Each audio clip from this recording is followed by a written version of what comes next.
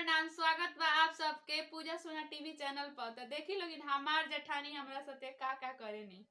हाय दैया पीछा ना छोड़े जेठानी, हाय दैया पीछा ना छोड़े जेठानी। होता सवेरे हमें चाय बनावे, होता सवेरे हमसे चाय बनावे।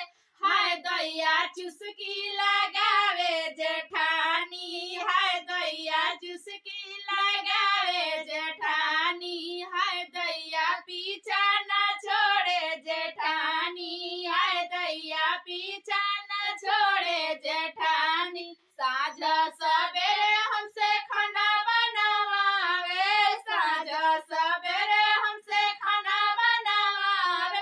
हाय दैया चटनी पिसावे जेठानी, हाय दैया चटनी पिसावे जेठानी। हाय दैया पीछा ना छोड़े जेठानी, हाय दैया पीछा ना छोड़े जेठानी। जब हम पहिरी ललकी चुनरिया, जब हम पहिरी ललकी चुनरिया।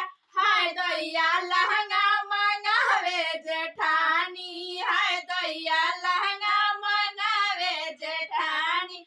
हाय दैया पीछा